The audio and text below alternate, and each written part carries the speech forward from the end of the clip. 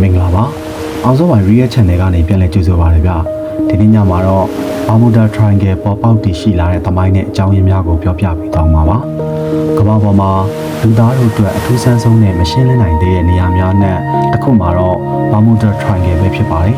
အဲဒီဒေသက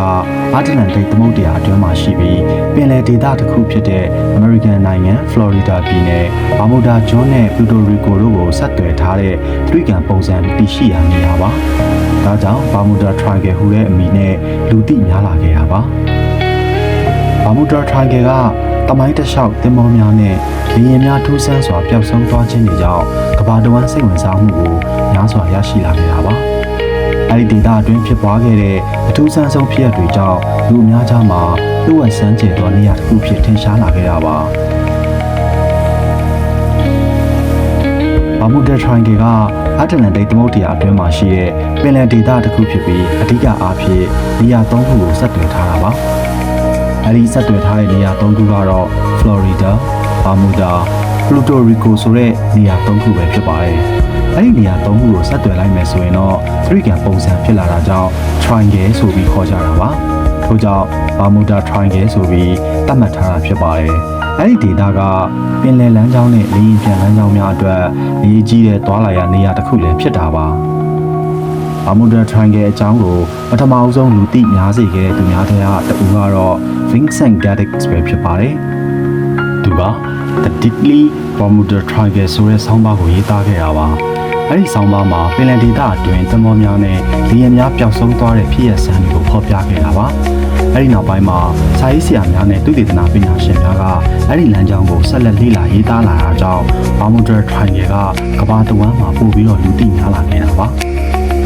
Bermuda Triangle ကိုနာမည်ကြီးစေခဲ့တဲ့အကြောင်းရင်းတွေကတော့အဲ့ဒီဒေသမှာဖြစ်ပွားခဲ့တဲ့သင်္ဘောနဲ့လေယာဉ်များပျောက်ဆုံးမှုများပဲဖြစ်ပါတယ်အထူးသဖြင့်လေယာဉ်အမှတ်19ကိုပျောက်ဆုံးခဲ့တဲ့ဖြစ်ရပ်ကလည်းတကယ်ကိုကမ္ဘာကျော်စေခဲ့တာပါ1945ခုနှစ်မှာတော့ American ရေတပ်ရဲ့လေ့ကျင့်ရေးလေယာဉ်5စီးကပြန်တန်းနေစဉ်အတွင်းမှာလေယာဉ်တန်လိုက်အိမ်မြောင်မှုမှန်တော့ခြင်းကနေစတင်ပြီးလမ်းပြောက်ခြင်းများဖြစ်ပေါ်လာခဲ့ကအဲဒီနောက်ပြန်တန်းနေတဲ့လေယာဉ်5စီးလုံးပျောက်ဆုံးသွားခဲ့တာပါဒါပြင် USS Cyclops AC-4 သင်္ဘောကလည်း1918ခုနှစ်မှာလူ300ကျော်နဲ့အတူပျောက်ဆုံးသွားခဲ့တာပါအဲ့ဒီဖြစ်ရပ်ကယနေ့ထိမရှင်းနိုင်သေးပေမဲ့ပင်လယ်သမိုင်းမှာအကြီးဆုံးပျောက်ဆုံးမှုတစ်ခုလည်းဖြစ်ပါတယ် Bermuda Triangle နဲ့ပတ်သက်ပြီးသိပ္ပံပညာရှင်များက theory အမျိုးမျိုးထုတ်ဖော်ပြောကြားခဲ့ပါတယ်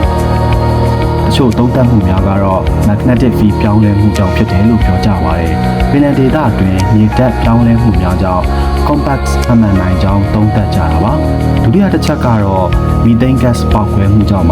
ပင်လယ်အောက်မှာ methane gas များပေါက်ကွဲထွက်လာခြင်းကြောင့်သင်္ဘောများလှည့်မြန်စွာနှိမ့်မြုပ်နိုင်တယ်လို့ယူဆထားကြတာပါတတိယချက်ကတော့မိုးလေဝသပြောင်းလဲမှုများကြောင့်ဖြစ်ပါတယ်အတ္တလန်တိတ်သမုဒ္ဒရာမှာမုန်တိုင်းများအလင်းမြန်စွာဖြစ်ပေါ်နိုင်တဲ့အတွက်လေယာဉ်နဲ့သင်္ဘောများအန္တရာယ်ကြုံနိုင်တဲ့ဆိုပြီးတော့သိပ္ပံပညာရှင်များကရှင်းပြထားတာပါသိပ္ပံဆိုင်ရာရှင်းလင်းချက်များအပြင်လူတချို့က Bermuda Triangle ကိုလှုပ်ဝက်စမ်းကြယ်သောနေရာတစ်ခုဖြစ်လဲယုံကြည်ထားကြပါသေးတယ်။တချို့ကအာကာသတတ္တဝါများ၏အကျိုးသက်ရောက်မှုဆိုပြီးသုံးသပ်ထားကြတာပါ။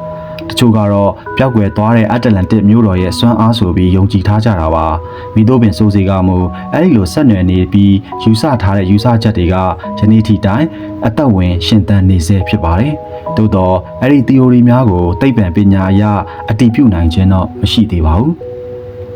Bermuda Triangle နဲ့ပတ်သက်ပြီးတော့သုံးသပ်ကြည့်ရမယ်ဆိုရင် Bermuda Triangle သည်သမိုင်းသိပ္ပံနဲ့လှုပ်ဝက်ချက်များပေါင်းစပ်နေတဲ့ပင်လယ်ဒေသတစ်ခုပါ။ဤပညာများတိုးတက်လာပေမဲ့လည်းအဲ့ဒီဒေသအတွင်းမှာဖြစ်ပွားခဲ့တဲ့အချို့ဖြစ်ရပ်တွေကိုဒီနေ့အထိအပြည့်အဝမရှင်းလင်းနိုင်သေးပါ။ဒါကြောင့် Bermuda Triangle သည်ထူးခြားဆန်းပြပြီးတော့မိတို့မိပုံဘာကြောင့်ခုလိုမျိုးဖြစ်ပေါ်နေလဲဆိုတာကိုတိတိကျကျမိသူတဦးမှထုတ်ဖော်ပြောကြားနိုင်ခြင်းမရှိသေးဘူး။လူသားတို့အတွက်ဆက်လက်လေ့လာသင့်တဲ့သမိုင်းနဲ့သိပ္ပံဆိုင်ရာလှုပ်ဝက်နေရာတစ်ခုအဖြစ်ယနေ့ထိတိုင်တည်ရှိနေဆဲဖြစ်တယ်လို့ဆက်လက်ပြီးတော့လေ့လာသင့်ပြီးသမိုင်းကြောင်းအဖြစ်ရဲ့ဆန်းများကိုဖော်ထုတ်ဖို့အတွက်ယနေ့ထိတိုင်စိတ်ဝင်စားစရာကောင်းတဲ့နေရာတစ်ခုဖြစ်နေဆဲဖြစ်တဲ့အကြောင်းကိုတော့ဒီနေ့ကျွန်တော်ရဲ့ vlog ကနေပြောပြပေးချင်ပါတယ်ခင်ဗျာ။